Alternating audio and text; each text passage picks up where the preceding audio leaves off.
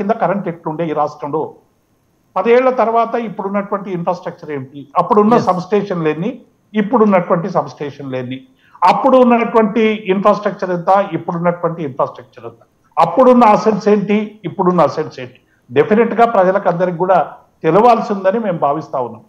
ఏ ప్రభుత్వమైనా పనులు చేసినప్పుడు నిజంగానే అవినీతి, సిబిఐ ఇవన్నీ వేరే విషయాలు, కానీ డెఫినెట్ గా ఏ అంశాల వారిగా వారు అనేక విషయాలు ప్రజలకు చెప్పాలి, మేము కూడా వివరించేటువంటి ప్రయత్నం చేస్తాం. ఇందులో ఎక్కడైనా అవినీతి జరిగిందని వాళ్ళు భావించినా డెఫినెట్ గా ప్రభుత్వం అధికారంలో ఉంది, చర్యలు తీసుకునేటువంటి అవకాశం ఉంటుంది.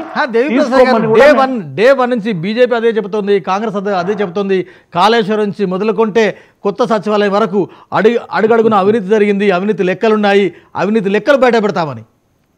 ఇప్పుడు మేము స్వాగతిస్తున్నాం కదా, మేము అవినీతి పట్టించుకోవద్దు, ఒకవేళ పట్టించుకుంటే మేము ఏం చెప్తా ఉన్నాం, ఏటీఎం అని ప్రధానమంత్రి దగ్గర నుంచి భారతీయ జనతా పార్టీ నాయకులు అనేక మంది కూడా కాళేశ్వరం ఏటీఎం అని చెప్పిండ్రు, ఇంకా రకరకాల అవినీతి జరుగుతుందని చెప్పారు. కాంగ్రెస్ పార్టీ కూడా దానికి వంత పాడే విధంగా 2 పార్టీలు కూడా చాలా ప్రచారం చేసి, మిగతా ప్రజా సంఘాలు కూడా కొన్ని డెఫినెట్ గా చెప్పినాయి.